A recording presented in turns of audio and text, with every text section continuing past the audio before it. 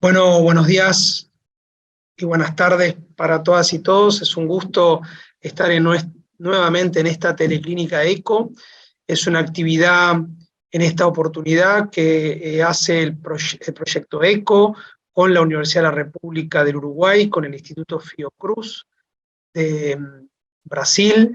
Y en esta oportunidad la teleclínica la vamos a coordinar con la doctora María Pía Ribeiro, del Instituto Fiocruz, a quien le doy la bienvenida y le agradezco estar conectada aquí. Algunas cosas generales antes de empezar con la teleclínica. La teleclínica es en castellano y en portugués. Hay traducción simultánea. María Pía, que habla perfecto español, pero su idioma nativo es el portugués, va a hablar en portugués, por lo tanto pueden poner abajo donde dice interpretación, tocar su icono de interpretación y escuchar la traducción en castellano. Para que la traducción sea efectiva, les agradezco a todos que hablen de forma lenta, pausada. También quiero pedirle a todos los participantes que en el momento que vayan a participar enciendan su cámara, así los vemos. Y también quiero agradecerles que las intervenciones sean breves, por lo menos sintéticas, de tal forma que todos los que pidan la palabra puedan participar de esta teleclínica. En esta oportunidad, de esta serie de actividades que estamos coordinando con la doctora María Pía, con el profesor Henry Cohen, con el profesor Fernando Tomasina y también con la doctora Mariana Guirado, que está aquí conectada también. Esta es un conjunto de teleclínicas que hacemos sobre el abordaje del COVID prolongado. La de hoy es específicamente sobre el ejemplo o de alguna manera la experiencia de un grupo multidisciplinario en abordaje del COVID prolongado. Este grupo multidisciplinario ha trabajado intensamente en una institución privada de salud de Uruguay y se ha caracterizado por, en un primer encuentro, los pacientes eran vistos por un equipo que estaba constituido y que está constituido por un médico, que puede ser un internista o una neumóloga, por un fisiatra y también por una licenciada en psicología. Y en esta actividad tenemos conectados distintos colegas de estas distintas especialidades que nos van a contar un poco su experiencia, lo que observaron, lo que aprendimos de esta riquísima experiencia. Entonces, sin más, quería preguntarle, dale, perfecto, sin más, quería preguntarle a alguno de los colegas que están conectados, cuál ha sido su experiencia. Veo en primer lugar a la doctora Lucía Curvelo. Lucía es una colega que ha trabajado mucho, que es internista, es neumóloga, que ha trabajado muchísimo y ha visto muchos pacientes que han tenido síndrome post-COVID, que han sido dados de altas de internaciones. Y entonces le queremos preguntar a Lucía qué fue lo que ella vio, cuál fue su experiencia. Tengo acá a mi lado el doctor Marcos Pintos. El doctor Marcos Pintos también es internista de la Policlínica Post-COVID y le damos la bienvenida. Adelante, Lucía. Bueno, buenos días para todos, ¿cómo andan? La verdad que fue una experiencia, digamos que única y sin precedentes, porque, bueno, no teníamos experiencia previa del COVID y menos del post-COVID. Entonces, bueno, había como mucha expectativa. Yo creo que lo podría dividir, por lo menos en mi experiencia personal, en 2 años, el 2021 y el 2022. En el 2021 tuvimos la enseñanza de todas las secuelas post-COVID, de la mayoría, sobre todo los pacientes que asistían, eran los pacientes que habían estado internados, que habían tenido neumonitis COVID, que habían estado en cuidados moderados o CTI, con mucha repercusión en todas las esferas, la cognitiva, la psicológica, la funcional, motora, la respiratoria. Pero así como los vimos inicialmente que llegaban, la verdad que con muchas repercusiones, sí también asistimos a la mejoría, lenta, pero progresiva. Y sí también debo decir que muchos pacientes no volvieron a ser los pacientes que eran antes de tener COVID. Y el año pasado, 2022, por suerte, después post-vacunación, como que hubo una segunda, después de la ola de enero del 22, si no me equivoco, tuvimos toda la enseñanza de pacientes que asistían como que por otro tipo de consulta, digamos, que era sobre todo, o por lo menos la experiencia que tuve, sobre todo era respiratoria. Era pacientes con síntomas básicamente respiratorios, tos y disnea del post-COVID, o pacientes pacientes que tenían enfermedades crónicas que estaban estables, como el asma y el EPOC, que fue como que las hubieran despertado, por así decirlo, o pacientes que no tenían patología respiratoria previa y quedaron durante todo el 2022 con infecciones respiratorias altas frecuentes, banales, no no eran nada muy importante, pero sí con todo ese tipo de síntomas. Y lo otro que ya vi que está la colega, la psicóloga, también va a hablar ella, obvio, que también sí la carga emocional de los pacientes también no podría dividirlo entre lo que pasó en el 2021 con el 2022.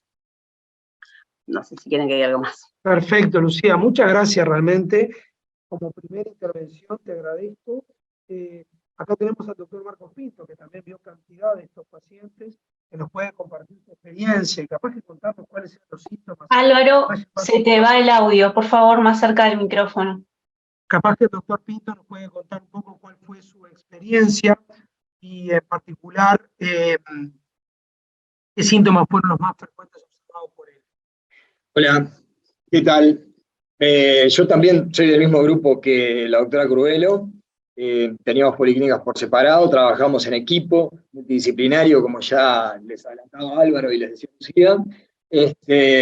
Fundamentalmente, lo que dijo Lucía, había dos grupos o dos tiempos distintos. Un primer grupo que vino después de la primera ola, cuando tuvimos las cepas Delta y la P1, que dejaron secuelas importantes. Los pacientes, además de consultar por decaimiento, fatigabilidad, síntomas arrastrados que superaban el mes, estaba la disnea. Muchos pacientes tenían neumonitis post-COVID, que es lo que después se empieza a definir como síndrome post-COVID, con bastante frecuencia, fundamentalmente los pacientes que requerían internación y que tenían cuadros relativamente severos o moderados a severos. Y también en esa primera etapa hubieron pacientes que tenían complicaciones cardíacas, miocarditis post-COVID.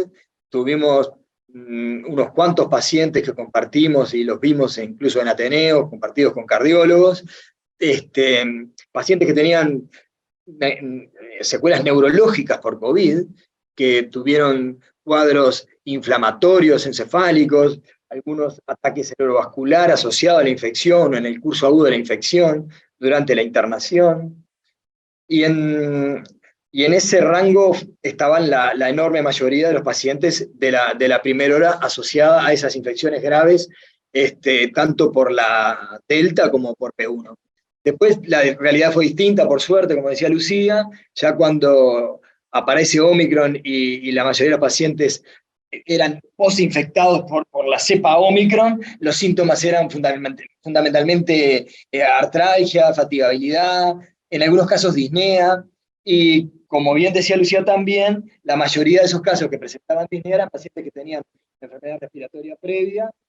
En la enorme mayoría, en mi experiencia particular, eran pacientes que habían tenido asma o bronquitis asmática, o incluso algunos tenían el antecedente de broncoespasmo cuando niños o en la juventud, sin diagnóstico específico de asma, que lo que tenían era síntomas relacionados a broncoobstrucción.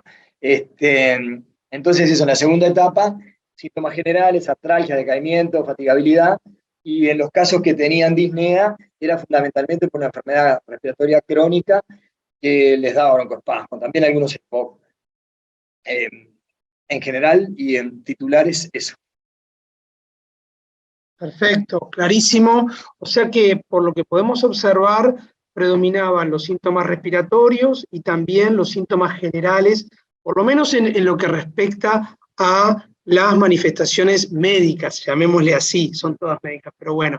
Ahora, había también repercusiones en la esfera de la salud mental muy importantes y muy marcadas, y acá tenemos conectada a la licenciada Silvia Lustó, a quien agradezco que se haya podido conectar para esta teleclínica, y le voy a dar la palabra para que nos cuente un poquito su experiencia, su mirada al respecto. Gracias, Silvia, adelante. Buenos días, muchas gracias por la invitación. Yo pude participar de la policlínica multidisciplinaria con Lucía Curvelo y con la fisiatra Mercedes Stock. Y bueno, y eso daba la posibilidad de que siguiéramos como la secuencia, de que primero pudiera ver a los pacientes Lucía Curvelo como neumóloga, y a su vez, mientras entre un paciente y otro, o sea, dar la posibilidad de también mostrarme un poco lo que ella iba viendo, y a su vez que todos los pacientes pasaban por los tres especialistas. También hubo como dos grandes grupos de pacientes, los primeros que estuvieron con internaciones y que pasaron la primera ola, especialmente lo del 2021. Ahí, bueno, lo que más se vio es el poder elaborar la superación de quienes estuvieron en CTI, de sentirse como sobrevivientes, que realmente lo eran, y a su vez se dio como un fenómeno de procesos de identificación que generaron entre los pacientes, que se hizo como una gran alianza y que a muchos les permitió superar la experiencia de CTI, o por lo menos, que obviamente que no era lo único, pero de hacérselo un poco más amenos o con cierta confianza. Muchos dedicaban, lo que transmiten es ¿no? como los cuidados o utilizar cierta vigilancia en el paciente de repente que estaba en la misma sala. Entonces ponían como una mirada especial de que, bueno, hasta de ver los parámetros, de ver el monitor, y que entonces había que llamar a enfermería, y eso les permitía como descentrarse del temor, bueno, a que ellos se agravaran, o hacer como un cuidado muy, muy especial hacia el otro, y hicieron como una gran alianza que realmente fue algo que contribuyó, más allá de todo el cuidado médico y de todos los especialistas, ¿no?, a que sobrevivieran. Bueno, eso por un lado. Después muchos, siguiendo con lo que pasó en la policlínica, pacientes elaborando duelos, algunos con situaciones que les generaba como, se sentían como culpables por de repente cómo se dio el contagio en la familia, y a su vez eso, habían tenido pérdidas de familiares. Y después, lo que sí sabemos, bueno, también ha aumentado algunas investigaciones, hasta por lo menos hasta finales del 2021, han mostrado que los trastornos de ansiedad y de depresión en COVID han aumentado hasta un 25%. Así que, bueno, en muchos pacientes era eso.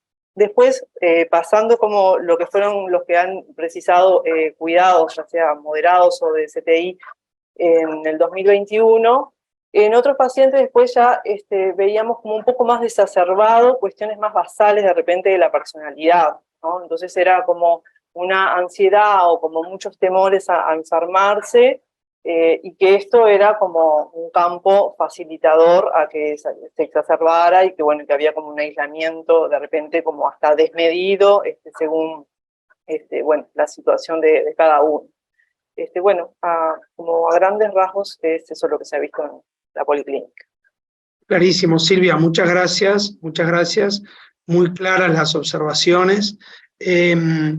Entonces, por un lado tenemos los síntomas que motivaban consultas médicas, y por otro lado los síntomas que provocaban repercusiones en la esfera de la salud mental. María Pía, quería preguntarte cuál es la experiencia de ustedes y cuál es un poco la mirada de ustedes de este tema tan desafiante como es el abordaje de estos pacientes que se presentaban plurisintomáticos después de salir de una experiencia realmente muy traumática en muchos casos. No le preguntamos a Silvia todavía, lo dejamos para un poquito más adelante, el tema de que muchos de estos pacientes estuvieron solos y en ese periodo de internación tuvieron la desgracia de perder seres queridos, y eso generó algunos duelos seguramente patológicos y seguramente grandes desafíos en la esfera de la atención a la salud mental. Entonces, María Pía, ¿qué opinas al respecto? Buenas tardes. Quisiera ya empezar diciendo que nuestra experiencia en Río, en el Instituto Nacional de Infectología, Fiocruz, es muy similar a la de ustedes.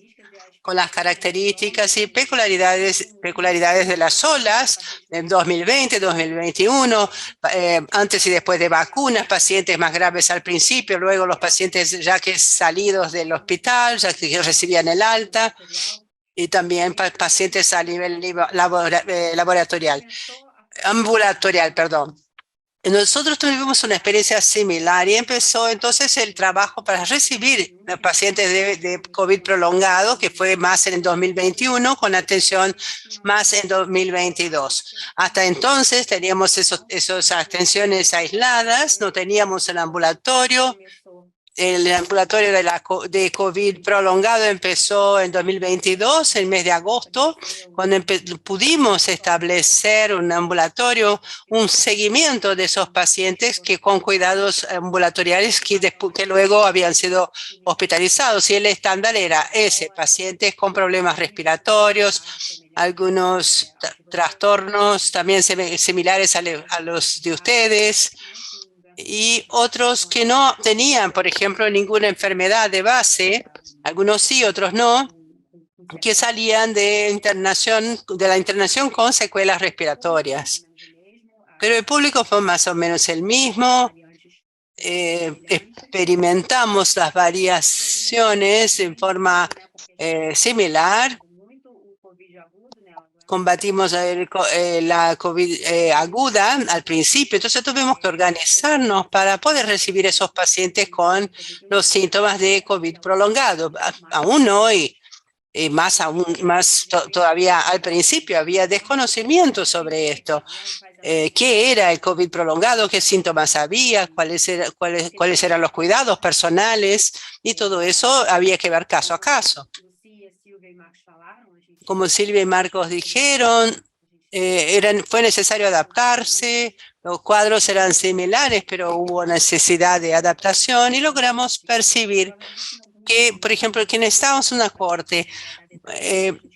Vamos a dar detalles sobre cómo creamos esa cohorte con el ambulatorio para la COVID, para reorientar a los pacientes que necesitaban esa rehabilitación, la parte pulmonar, la parte motriz.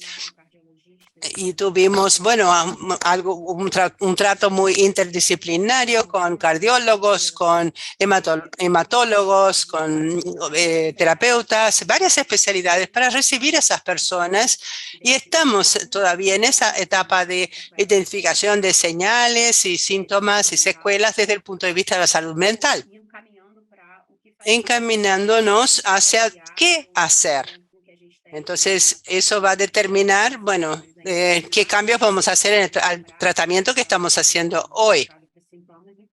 Tenemos que ver los síntomas y las señales que antes identificábamos de otras enfermedades. Una duda que yo tenía, que iba a preguntar acá para los equipos, tiene que ver con cómo ocurrió la llegada de los pacientes, porque fue algo espontáneo, o sea, cuando tienen alta del hospital, pasan o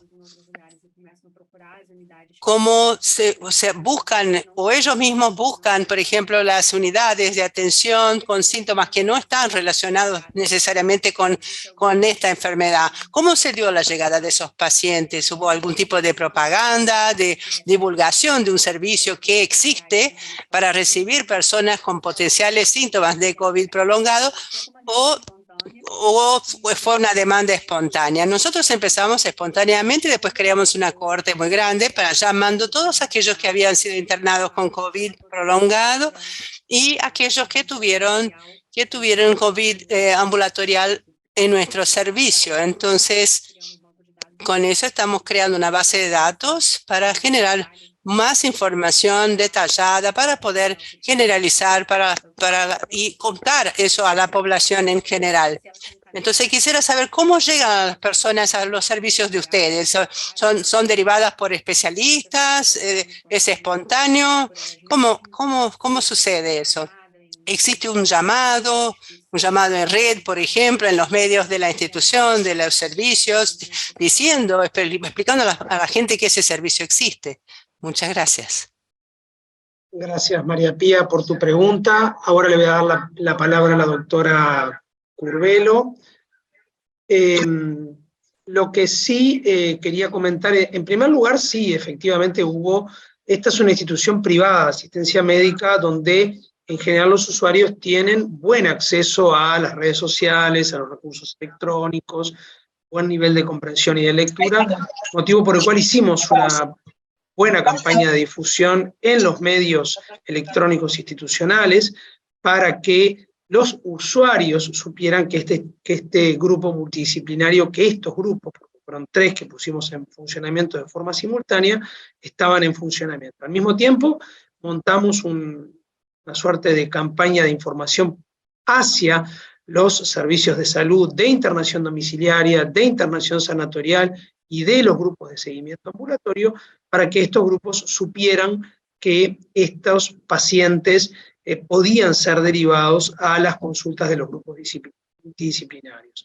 Capaz la doctora Lucía Curvelo nos puede contar un poco más cómo llegaban los pacientes y cuál era la forma más frecuente de llegada de los pacientes. Obviamente, si se quiere, había una selección de los pacientes. Adelante, Lucía. Toda la primera etapa, en realidad, del 2021, la gran mayoría era pacientes que habían estado en sanatorio, o sea, en piso, básicamente, con internaciones más o menos prolongadas, y como creo que la primera etapa la mayoría de los pacientes venían derivados de sanatorio. También venían derivados de puerta, pacientes que habían tenido COVID y que se veían con síntomas, entonces, bueno, capaz que en puerta les hacían exámenes de sangre, placa, y después los derivaban para que nosotros les hiciéramos un seguimiento.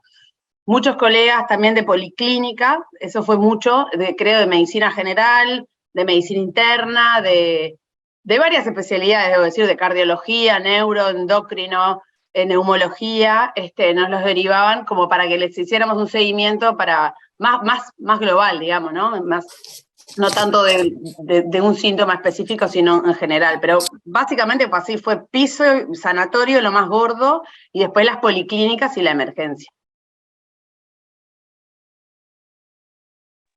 Gracias, Lucía. Y entonces, ¿cuáles eran los motivos de consulta más frecuente que llegaban desde los pacientes, le pregunto a Marcos, que habían estado hospitalizados por SARS-CoV-2? Bueno, fundamentalmente la disnea, la persistencia de la tos y la disnea eran los síntomas fundamentales. Hay una clara diferencia, como ya mencionamos, entre los pacientes que consultaron en 2021 y en el 2022. En el 2021 predominaban los síntomas respiratorios, fundamentalmente tos y disnea. Y después, claramente, eran la fatigabilidad, las artralgias y la disnea como un síntoma ya mucho menor. Básicamente eso. Los pacientes también, los pacientes que estaban con esta sintomatología en general eran referidos desde piso al alta para el seguimiento en la policlínica post-COVID. También recibíamos pacientes que estuvieron en seguimiento ambulatorio o en seguimiento telefónico, otros en seguimiento en internación domiciliaria, que fue un sistema que también funcionó y que tuvo una cantidad de pacientes importantísima. En el 2021 fue brutal. Había muchos pacientes que venían referidos entonces desde el domicilio, posterior al alta del seguimiento post-COVID, y otros que venían de piso. Ya en el 2022 la mayoría de los pacientes eran referidos por médicos de radio o pacientes que eran atendidos por urgencia propia de la Asociación Española y que al alta o luego de la consulta inicial les recomendaban los días de aislamiento domiciliario necesarios, y si no presentaban ninguna complicación, eran controlados también en la policlínica de seguimiento post-COVID. Esos pacientes en general le dábamos el alta después de la primera consulta cuando tenían ningún síntoma o ninguna complicación. Bien, muchas gracias. O sea que a la pregunta de María Pía, evidentemente el asunto surge de que las redes institucionales se habían montado de tal forma de que tanto los médicos como los pacientes sabían que existía. Tratamos de promover que fueran derivados los pacientes que habían tenido cuadros más severos, en la medida que esos pacientes se suponía que eran los que iban a estar más sintomáticos. Luego nos ocurrió que mucha gente pedía para consultar en el grupo disciplinario porque se hizo buena fama, y entonces estuvieron algunos que no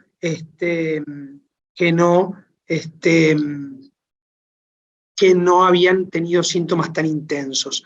Pero también está conectada la doctora Adriana Bafico, que es una fisiatra de reconocida trayectoria, que ha podido asistir a los pacientes y ha podido ver un poco la patología funcional que tenían estos pacientes luego de sus internaciones. Entonces yo le preguntaría a Adriana, primero bienvenida y muchísimas gracias por conectarte. En segundo lugar, preguntarte cuáles fueron las repercusiones funcionales más importantes que ustedes observaron en estos pacientes. Bueno, nosotros trabajamos con un equipo de médicos y un equipo de licenciados en fisioterapia, en donde se organizó una guardia que atendiera exclusivamente pacientes post-COVID. La sintomatología principal consistió en disnea y fatiga para ingresarlos al grupo de rehabilitación, en donde se les hacía un test y bueno, se los instruía en ejercicios y se les asistía en la rehabilitación en gimnasio. La respuesta fue muy buena, hubo altas, muy pocos pacientes quedaron en situación más prolongada repitiendo la fisioterapia, sino con series habitualmente entre 10 y 20 sesiones, ya el paciente quedaba orientado e instruido en los ejercicios y cómo manejarse frente al esfuerzo. Situación, obviamente, mucho más intenso en el año 2021, ¿no? Y luego fue bajando esa cantidad de pacientes a rehabilitación.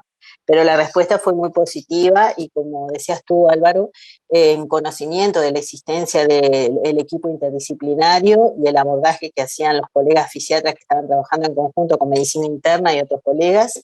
Y bueno, y también destacar el compromiso de los fisioterapeutas que nos notificaban de cualquier inconveniente que tenía el paciente y se trataba de subsanar inmediatamente o volvían a control con médico. Bueno, espero haber contestado la pregunta, no sé si me escucharon. Sí, Adriana, te escuchamos muy bien, muchas gracias.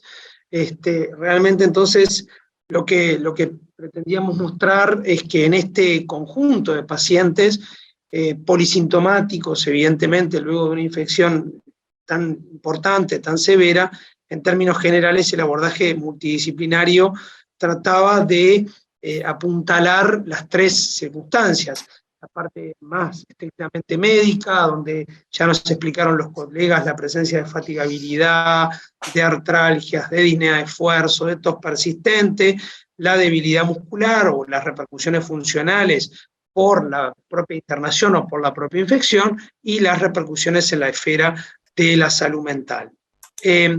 Yo quería, antes de pasar a la doctora María Pía Ribeiro del Instituto Fiocruz, preguntar si alguno de los que está conectado tiene, en particular Henry, Mariana, algún comentario para hacer, alguno de los coordinadores, si tiene algún comentario para hacer al respecto, porque me parece bien enriquecedor esta experiencia de abordar a los pacientes de forma multidisciplinaria. Muchas gracias. Muchas gracias, Álvaro. Yo lo veo desde el punto de vista del gastroenterólogo. A veces tenemos algunos pacientes que basta pensar que puede ser COVID prolongado para empezar a encontrar algunas posibilidades de que el paciente que tenemos delante entre en ese diagnóstico, ¿verdad? Y la interdisciplinariedad es fundamental. Si no estamos permanentemente contactados con los colegas de otras especialidades y con el médico general, con el médico de familia, con el médico de atención primaria, no podemos avanzar con estos pacientes que, como siempre, quieren tener un diagnóstico rápido, una solución rápida, y es muy difícil de otorgársela, ¿verdad? Así que tenemos que trabajar en conjunto. Este es un buenísimo ejemplo. Yo felicito a la Policlínica de esta institución de cómo están trabajando. Es un ejemplo para todo el medio y seguiremos aprendiendo con ustedes. Y ya aprovecho para agradecerle a todos los que nos acompañan esta mañana. Muchas gracias, Henry. Sí, efectivamente la gente quería soluciones rápidas para problemas difíciles, en general casi nunca vistos previamente. Por lo tanto, fíjate si le podríamos dar soluciones rápidas. Voy a abrir un poco la participación a la cantidad de centros conectados. Hay 70 centros conectados, así que perfectamente algún colega, un compañero puede contarnos experiencias similares que hayan tenido en sus países, porque un poco la riqueza de las teleclínicas nuestras, ECO, es este intercambio de experiencias donde seguramente las realidades fueron bien diferentes. El mismo virus, pero realidades diferentes. No sé si alguno quiere hacer alguna pregunta específica. Sim, isso eu ia reforçar também, Álvaro, eu ia reforçar María Pía, essa participação. Álvaro, sí, quería reforzar que esta participación del público es importantísima, que está aumentando. Nos quedamos muy contentos de que haya incrementado la participación y pueden escribir por el chat, pueden levantar la mano y hacer preguntas y nosotros vamos a ver si quieren hacer un aporte, contar sobre lo que están haciendo en sus lugares de trabajo. Nosotros estamos aquí no solo para exponer lo que estamos haciendo, sino también para aprender y trabajar en conjunto con todos. Gracias, María Pía. Mientras no hay preguntas, yo voy a aprovechar para preguntarle a Silvia Lustó, a la licenciada en Psicología, que vio muchos de estos pacientes, ¿cómo fue el abordaje de esa situación tan problemática de las personas con COVID, que perdieron familiares con COVID?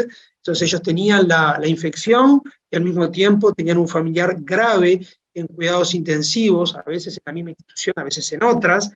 ¿Y cómo fue el abordaje de esa situación tan embromada, ¿no? ¿verdad? Sí, bueno, en realidad fue difícil. Creo que ha ayudado mucho los equipos, el poder cada uno desde su lugar y desde que no era una experiencia que le pasara exclusivamente a los pacientes, ¿no? O sea, también los equipos estaban o con temor, era algo muy compartido, ¿no? Y a nivel mundial. Entonces, en ese sentido, algo alivianaba, o todos teníamos algo que decir, o también era compartible los temores. Por ese lado era lo que decía también, que fue lo que ayudó en cuanto a las alianzas, que los mismos pacientes, las mismas estrategias que fueron como desarrollando para salirse un poco del temor y de pensar el peor escenario, ¿no? Sin lugar a dudas que para algunas personas el pensarse como el protagonista principal de quién trajo el virus a la casa o cómo fue el desencadenante del contagio, hacía, según las personalidades también, hacía como un monto mayor de responsabilidad, y bueno, en una cultura que somos bastante culposos, entonces era como difícil de abordar eso, de crear como otras narrativas posibles, si bien podía estar como la responsabilidad en cómo llegó en ese momento el virus, pero bueno, no como poder desculpabilizar, ¿no? Eso sí. Y después de ese primer tiempo en los pacientes de policlínica, y como decía, eran pacientes que venían derivados en general, se captaban a partir de las internaciones que habían tenido, veíamos como que las repercusiones más psicológicas estaban como más presentes en ese tiempo posterior, que lo hemos hablado también con algunos colegas, pensando en esto de como que hacían como una disociación en el tiempo más de gravedad, quizás como una disociación operativa y que les resultaba efectiva, de poder ocuparse solamente de lo que ellos en lo que podían colaborar, así sea como lo básico de mantener las funciones más orgánicas y lo que era, bueno, respirar, hay que respirar y hacemos la fisioterapia y nos focalizamos en esto. Entonces, no aparecía la angustia de repente cuando estaban internados, capaz que por momentos sí, pero hubo como un desfasaje que después en la policlínica a veces lo trabajábamos con los familiares, que les costaba como acompañar eso, ¿no? Bueno, pero ahora que ya no está grave, sobrevivió, ¿por qué está como tan sensible o ve situaciones y bueno, y se angustia? Bueno, me parece que eso, hubo como un tiempo posterior que era necesario también de elaborar todo ese proceso. Gracias, Silvia, porque ese es uno de los temas más críticos realmente, me parece, o uno de los más críticos. En otra teleclínica hablaremos un poco de las repercusiones en el equipo, ¿no, verdad? Eso lo destinaremos a otra actividad, destinaremos una actividad específicamente a eso, porque realmente como se puede desprender de esta problemática tan compleja que uno iba recibiendo, que eso también tenía repercusiones en el equipo, porque miedos y dudas había por todos lados, incluyendo, por supuesto, el equipo de salud. María Pía, ¿cuál es la experiencia de ustedes en Fiocruz con el abordaje de salud mental en esos grupos multidisciplinarios que tú nos comentaste?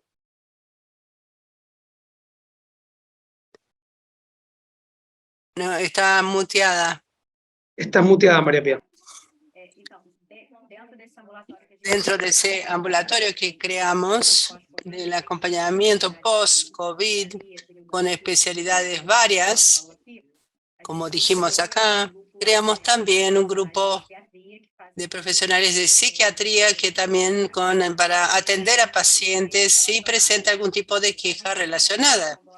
Tratamos en el laboratorio, en ambulatorio post-COVID, incluir a los pacientes que tengan síntomas post-COVID o, bueno, después de una internación o que empeoraron con relación a lo que estaban antes. Mucha gente que había, por ejemplo, que tenían depresión, ansiedad, otros trastornos psiquiátricos, y ya tenían eso antes y bueno, y mantuvieron esto. Entonces, en la tratativa de acompañarlos para acompañarlos desde el momento antes de la enfermedad. Como Silvia dijo, bueno, enfocamos en las personas que, bueno, desarrollaron síntomas relacionados a las pérdidas de parientes, de familiares, culpa por haber transmitido el virus, trastornos de ansiedad y depresión, pero lo que no logramos hacer, y me quedé acá con eso en la cabeza, una pendencia. En el ambulatorio no podemos recibir esa pendencia con los familiares, ¿no? Porque estamos hablando acá de los pacientes que desarrollaron esos síntomas relacionados a la salud mental, pero no tenemos oficialmente en la práctica un ambulatorio, un sector que reciba a esos familiares que tienen esa demanda.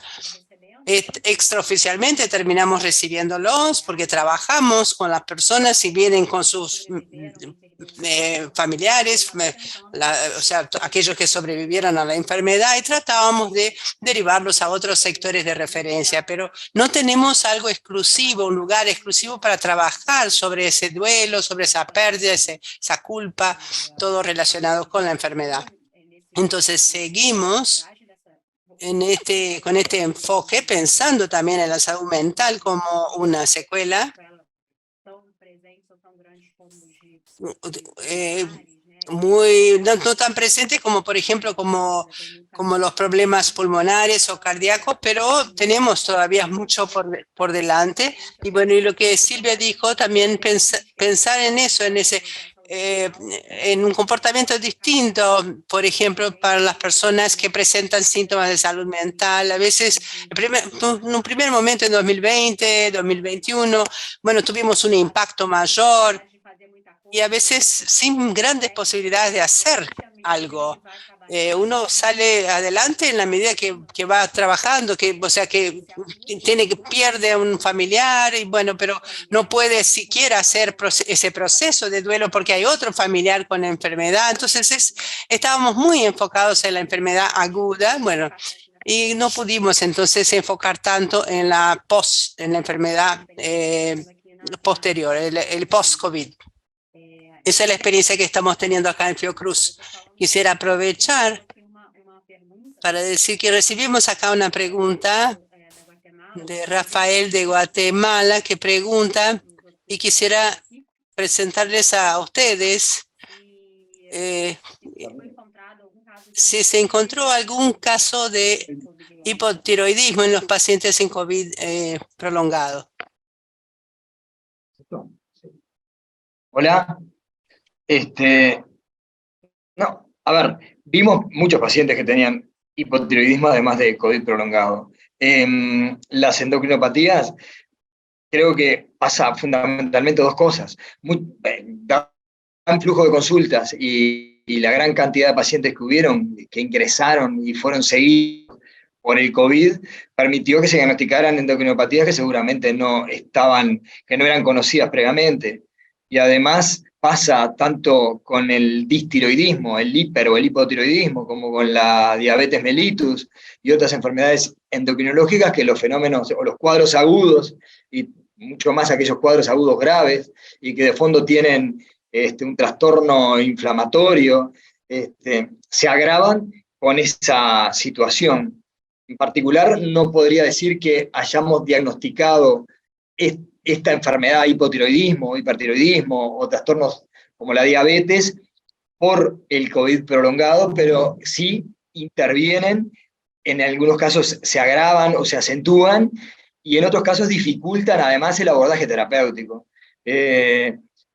Tuvimos muchos pacientes con síndrome post-COVID, con neumonitis prolongada post-COVID, donde parte fundamental del tratamiento, tanto en el agudo como en el paciente crónico, era el tratamiento corticoideo en aquellos pacientes que tenían una manifestación grave, disminución de la DLCO, y una insuficiencia respiratoria prolongada, mayor de un mes. Muchas veces mantenían las alteraciones imagenológicas cuando uno estudiaba nuevamente el pulmón, entonces tenían indicación de tratamiento corticoideo. Y en ese caso a muchos pacientes, porque también pasaba que epidemiológicamente la mayoría de los pacientes graves, por lo menos al inicio, cuando tenían neumonitis grave, eran obesos.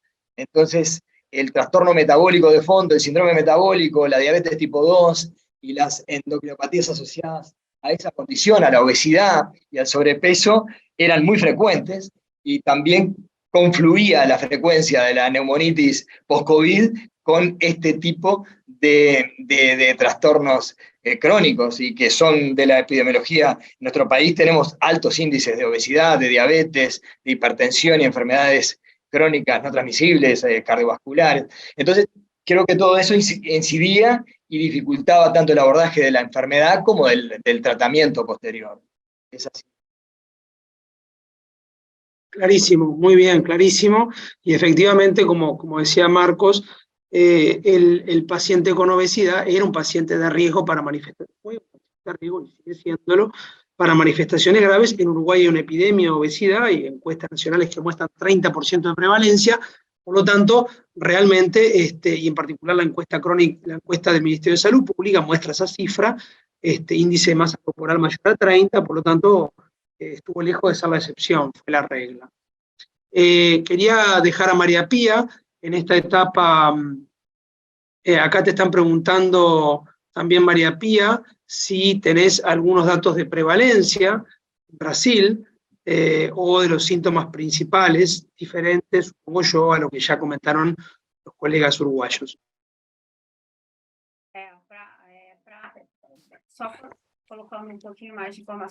Para traer un poco más de información,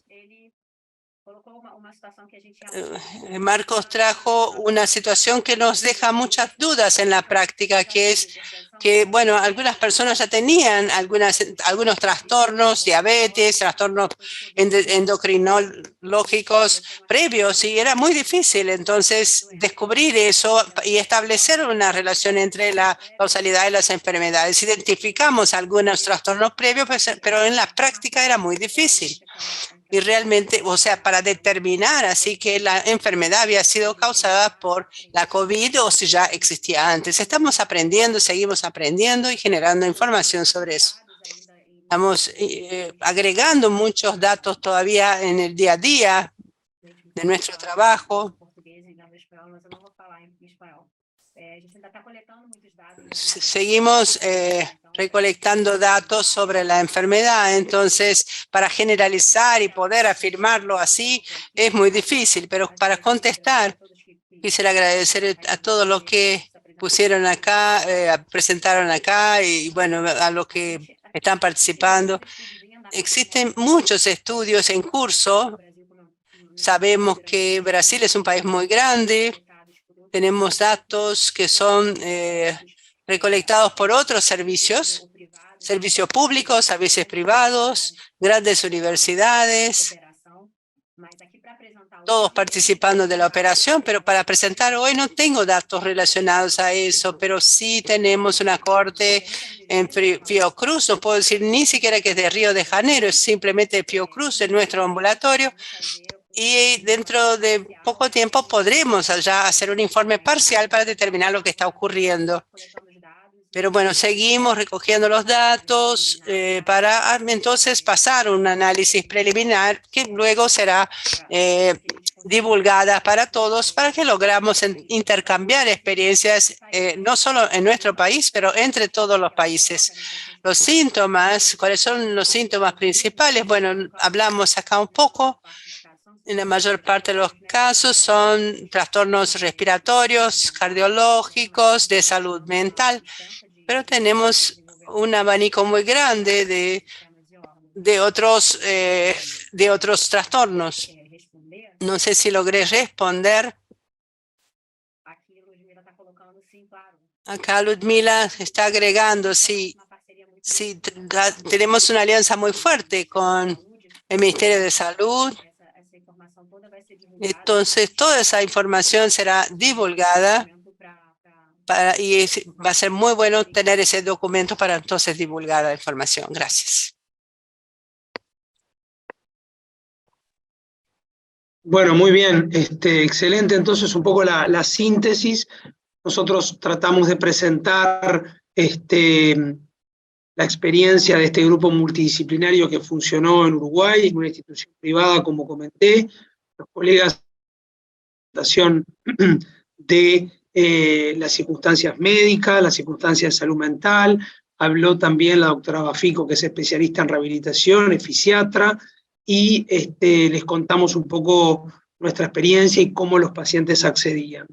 María Pía complementó con su experiencia en Río, en el instituto, no en Río, en el Instituto Fiocruz, como la acaba de señalar. Río es muy grande, Uruguay ya es más chiquito, entonces podemos contar experiencias de forma un poco más precisas, más abarcables. No sé si alguno de los colegas o compañeros conectados de otros países quiere comentar experiencias similares, de forma muy sintética, lógicamente, porque ya estamos finalizando la actividad. De lo contrario, vamos a ir al cierre de la actividad, invitándolos para la próxima teleclínica, que es el 26 de junio, y voy a darle la palabra para el cierre, entonces, a la doctora María Pía, del Instituto Fiocruz. Sí, el día 26 a gente va a hacer... El 26 hacemos un encuentro a cada 2 semanas, de 2 en 2 semanas, todos los lunes al mediodía, y el próximo encuentro, 26 de junio, vamos a hacer una descripción detallada, sobre cuadros clínicos, las personas pueden traer dudas, experiencias. Creo que va a ser muy interesante y tenemos mucho para discutir. Creo que Elisa puso acá en el chat que las personas que puedan completar una encuesta de evaluación, también es muy bienvenido eso. Agradecemos la evaluación de ustedes y agradezco nuevamente a todos los participantes del día de hoy, tanto los que presentaron como los que están acá participando, oyéndonos. Sí, perfecto. Muchas gracias, María Pía. Y también hay una colega que bueno, esta invitación que hace nos parece de lo más interesante, se llama Caroline Sole, es una colega boliviana. Reitero nuestra disposición de compartir un estudio, ya ahora no da el tiempo, pero la invitaremos para una actividad específica, levantamos un poco, recibimos esa invitación de lo más interesante sobre el long COVID pediátrico a diferentes niveles de altitud en Bolivia, una experiencia de lo más interesante.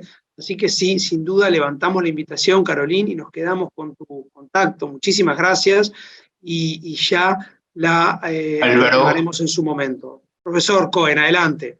Gracias. Bueno, otra vez agradecerle a todos los coordinadores y los panelistas, y también a los 70 centros que se conectaron, demostrando que realmente esta actividad no solo lleva el nombre de actividad sudamericano, sino que ha excedido nuestras pretensiones, y agradecemos a todos los colegas de Sudamérica y también de Centroamérica y el Caribe que están anotando ya en las actividades que hemos hecho hasta el momento y participando activamente, lo cual para nosotros es un estímulo muy grande para seguir con este y otros temas en el proyecto ECO. Así que muchísimas gracias a todos y nos vemos en 2 semanas. Gracias a todos y un abrazo a todos. Muchas gracias. Tchau, até logo.